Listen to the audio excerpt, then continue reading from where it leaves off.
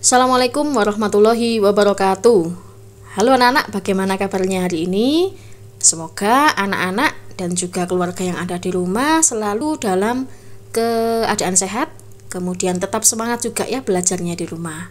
Hari ini kita akan lanjut belajar tema 1 muatan pelajaran IPA tentang alat gerak pada manusia. Pada pertemuan sebelumnya anak-anak sudah belajar tentang alat gerak pada hewan ya. Ada hewan vertebrata dan juga hewan avertebrata. Yuk kita ulas sedikit. Hewan vertebrata kemarin hewan yang memiliki tulang belakang. Hewan apa saja yang termasuk vertebrata kemarin? Ada hewan mamalia seperti kucing, kemudian kuda, kambing, sapi. Nah, itu termasuk hewan yang mamalia. Nah, kemudian kelompok hewan berikutnya yang termasuk vertebrata adalah kelompok Pisces atau kelompok ikan. Nah, selanjutnya ada juga yang kelompok Aves atau kelompok unggas, kelompok burung seperti burung, kemudian ayam, bebek. Nah, itu masuk ke dalam Aves atau unggas. Kemudian ada lagi kelompok hewan reptil. Hewan reptil itu seperti ular, kemudian kadal, kemudian bunglon dan lain sebagainya. Dan yang terakhir ada kelompok hewan yang amfibi seperti katak. Nah, kelompok hewan yang kedua yaitu hewan avertebrata. Avertebrata itu artinya hewan yang tidak memiliki tulang belakang. A itu tidak memiliki avertebrata. Mungkin di buku lain ada juga yang menyebutkan invertebrata. Itu sama saja ya antara avertebrata dan invertebrata, artinya hewan yang tidak mempunyai susunan tulang belakang. Contohnya ubur-ubur. Nah, sekarang kita akan lanjut membahas tentang alat gerak pada manusia. Nah, anak-anak, agar tetap sehat dan kuat, tubuh harus dijaga kesehatannya. Salah satu cara untuk memperoleh tubuh yang sehat dan kuat adalah dengan berolahraga. Saat berolahraga, semua anggota tubuh bergerak termasuk organ gerak. Olahraga dapat dilakukan di mana saja, misalnya olahraga lari. Olahraga lari tidak memerlukan tempat khusus sehingga kamu dapat menggunakan lingkungan di sekitarmu sebagai tempat untuk berolahraga lari.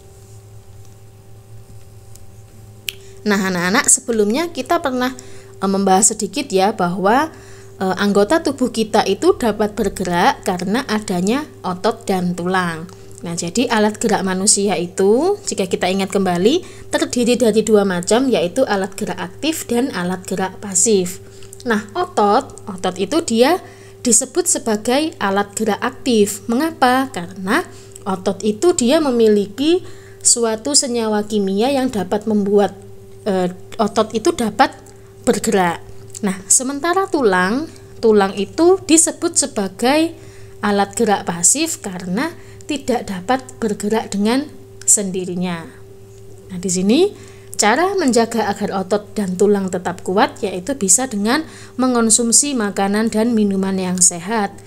Kemudian dengan menjaga pola makan teratur dan seperti tadi ya, melakukan olahraga seperti lari, kemudian bersepeda, renang, dan lain sebagainya. Itu juga dapat menjaga agar otot dan tulang kita tetap kuat. Nah, makanan yang baik untuk pertumbuhan tulang dan otot antara lain susu, daging, sayur mayur, dan telur. Nah, ini anak-anak perlu diingat ya, jadi makanan sehat itu harus anak-anak konsumsi setiap hari karena anak-anak saat ini bisa dikatakan masih dalam proses pertumbuhan, maka harus ya makan makanan yang sehat. Jadi makan makanan sehat itu tidak harus mahal, tetapi harus seimbang. Nah, seperti yang sudah Ibu sampaikan tadi ya, bahwa alat gerak manusia itu ada 2 macam, tulang dan otot. Nah, sekarang kita bahas terlebih dahulu tentang tulang. Nah, di sini tulang itu ada 3 fungsi. Yang pertama untuk menopang tubuh. Nah, menopang tubuh itu maksudnya bagaimana? Tulang itu dapat membuat kita berdiri, kemudian kita bisa duduk dengan tegap, itu karena tubuh kita ditopang oleh tulang atau rangka. Nah, sekarang coba bayangkan saja seandainya kita tidak mempunyai tulang atau tidak mempunyai rangka, maka tubuh kita tidak bisa tegap. Maka bisa dibayangkan ya seperti selimut yang digeletakkan seperti itu. Nah, itu jika kita tidak punya tulang atau rangka, maka tubuh kita tidak ada yang menopang. Kemudian fungsi tulang yang kedua itu memberi bentuk tubuh. Kemudian yang ketiga itu tempat melekatnya otot-otot. Nah, tulang sendiri berdasarkan bentuknya dibagi menjadi dua, ada tulang pipih dan tulang pipa. Berdasarkan bentuknya, pipih ya, kalau pipih itu kita mendengar pipih itu artinya seperti semacam ceper seperti itu. Nah, jadi tulang pipih itu bentuknya tipis dan lebar atau ceper. Nah, contoh dari tulang pipih itu yaitu tulang telapak tangan dan tulang rusuk. Nah, kemudian ada lagi yang bentuknya seperti pipa, makanya disebut tulang pipa. Contohnya tulang paha dan tulang lengan. Nah, selain itu berdasarkan zat penyusunnya, tulang dibagi menjadi dua, ada tulang rawan dan ada tulang keras. Nah, jadi kalau tulang rawan itu dia jika dipegang itu lebih lentur. Nah, contohnya tulang telinga. Kemudian kalau yang tulang keras itu ya sudah pasti keras ya, tidak seperti tulang rawan yang lebih lentur. Kalau tulang keras contohnya tulang tengkorak. Nah, sekarang coba perhatikan gambar ini. Jadi gambar ini merupakan gambar dari alat gerak kita. Ada alat gerak atas. Alat gerak atas ini tangan. Ada juga alat gerak bawah, yaitu kaki. Nah, kita bahas satu persatu dari alat gerak atas terlebih dahulu. Nah, jadi di sini ini namanya tulang lengan atas. Sambil dipraktekkan coba ya, dipegang ya ini ya. Tulang lengan atas. Kemudian turun ke bawah lagi, ini ada dua tulang ya, ada tulang hasta dan tulang pengumpil. Nah, jika kita perhatikan sepintas atau sekilas bentuknya dan ukurannya hampir sama, tetapi sebetulnya dua tulang ini berbeda. Bedanya apa, Bu? Hasta dan pengumpil.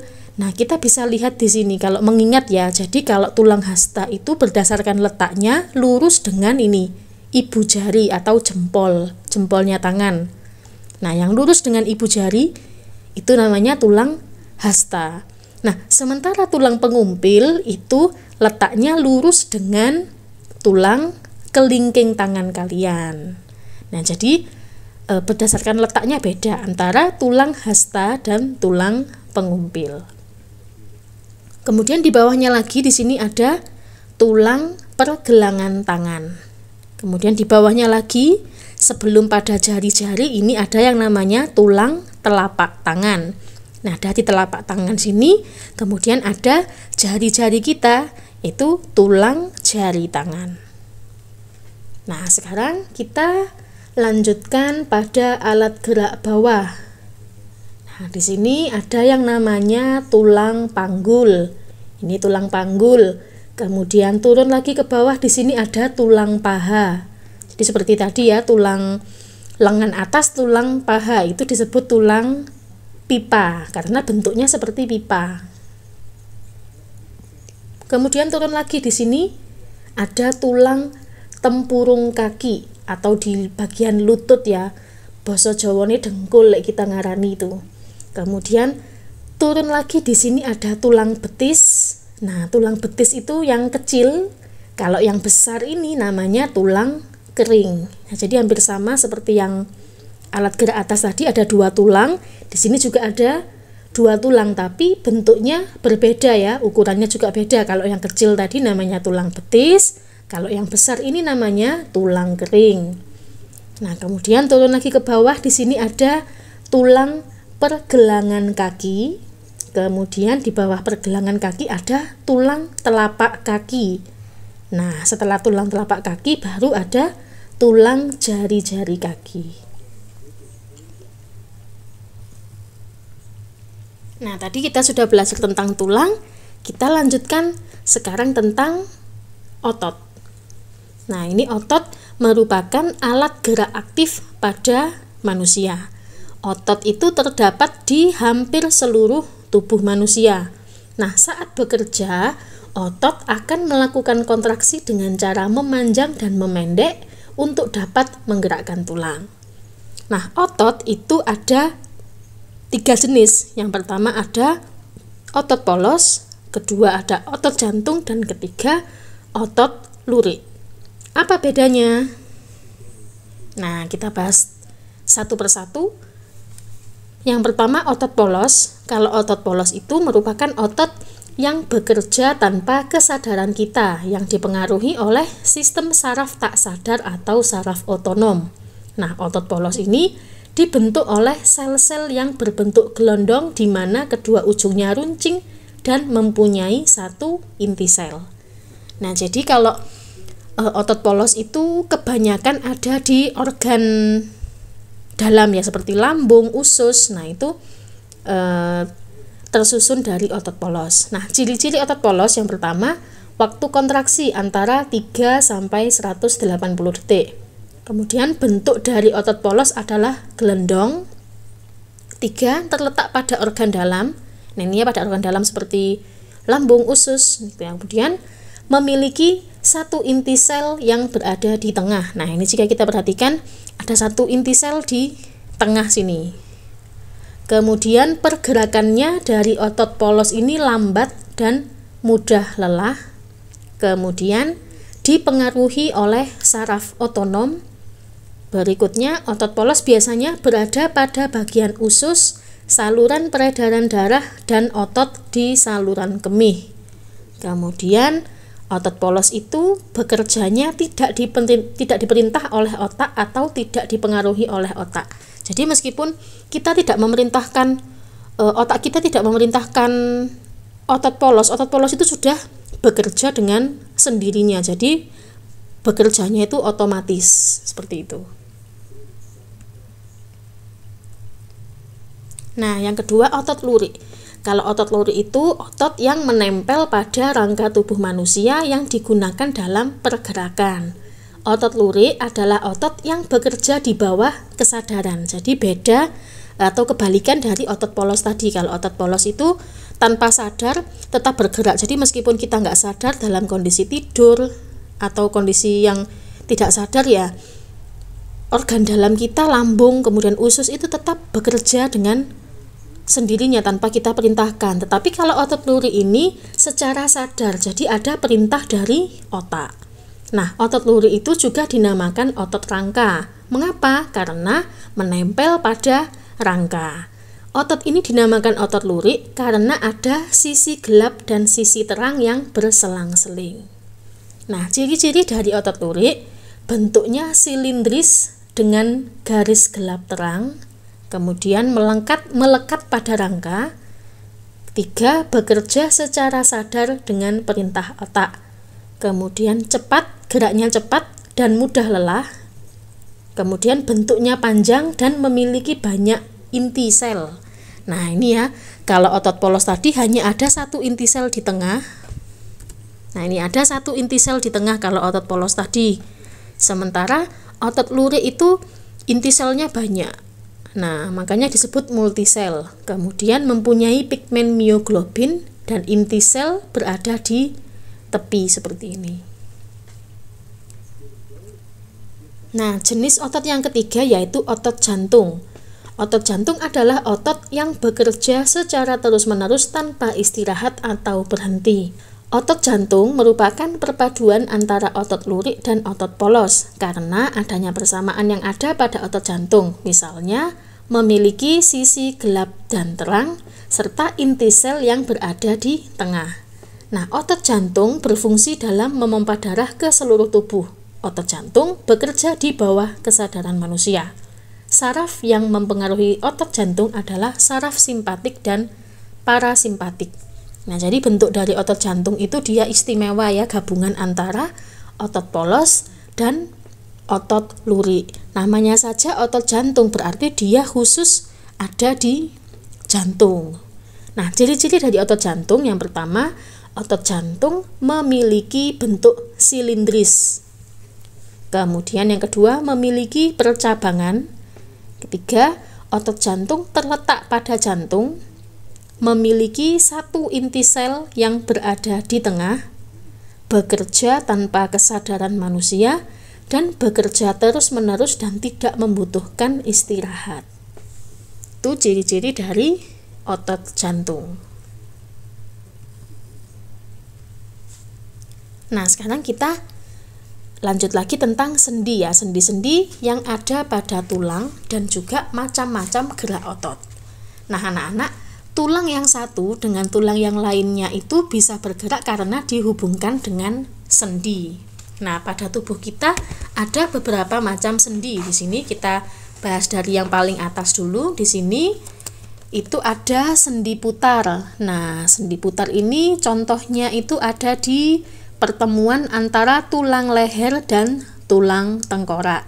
Nah, sesuai namanya, sendi ini dapat digerakkan memutar. Nah, berikutnya di sini ada yang namanya sendi engsel, ya, letaknya itu di pertemuan antara tulang lengan atas dan tulang hasta. Nah, jadi sendi ini hanya dapat digerakkan ke satu arah saja. Sesuai namanya engsel, seperti engsel pintu ya, itu hanya bisa digerakkan satu arah saja. Nah, kemudian di sebelah kanan di sini ada yang namanya sendi peluru. Nah, ini ya, sendi peluru itu letaknya di antara tulang panggul dan tulang paha. Di sendi peluru itu bergeraknya ke semua arah. Nah, sesuai namanya ya, sesuai dengan namanya ini, sendi peluru itu tempat pertemuan tulang yang berbentuk bola dan mangkok seperti itu. Jadi ada bola dan mangkok seperti yang menempel. Ya, itu namanya sendi peluru. Nah, kemudian di sini ada sendi pelana. Sendi pelana itu letaknya di antara tulang telapak tangan dan tulang ibu jari. Nah, ini dapat digerakkan ke dua arah. Selanjutnya di sini ada sendi geser. Kalau sendi geser ini hanya dapat bergeser saja. Itu terletak di antara tulang-tulang pergelangan kaki. Jadi gerakannya terbatas, tidak seperti sendi yang lainnya. Nah, anak-anak, selain itu ada juga macam-macam gerak otot pada manusia. Yang pertama ada gerak menekuk atau meluruskan. Nah, gerakan ini dilakukan pada bagian sendi engsel dan pelana. Contohnya gerak lutut, kemudian siku, dan ruas-ruas jari tangan. Kemudian ada lagi gerak menurunkan atau menekan ke bawah. Nah, jadi contohnya itu gerak mengentakkan kaki dan menekan benda menggunakan tangan. Kemudian gerak yang ketiga, gerak menaikkan. Itu gerakan ini dilakukan dengan menaikkan bagian tubuh. Contohnya saat mulut terbuka, kemudian kembali menutup. Selanjutnya ada gerak memutar. Gerakan ini dilakukan pada sendi putar dan peluru. Contohnya gerak kepala ketika menengok ke kanan dan ke kiri. Dan yang terakhir ada gerak menjauhkan dan mendekatkan tubuh. Itu dilakukan dengan menjauhkan dan mendekatkan tubuh. Contohnya gerak merentangkan tangan dan menggerakkan kaki ke arah samping. Nah, anak-anak, itu tadi penjelasan mengenai alat gerak pada manusia ya, yang terdiri dari tulang, otot, dan juga dibantu dengan sendi. Semoga penjelasan ini bermanfaat untuk anak-anak yang sedang belajar di rumah ya. Untuk tugasnya nanti bisa anak-anak cek di Google Classroom-nya masing-masing. Baik anak-anak, sampai jumpa di pembelajaran esok hari. Jangan lupa ya, tetap semangat, patuhi protokol kesehatan. Terima kasih. Wassalamualaikum warahmatullahi wabarakatuh.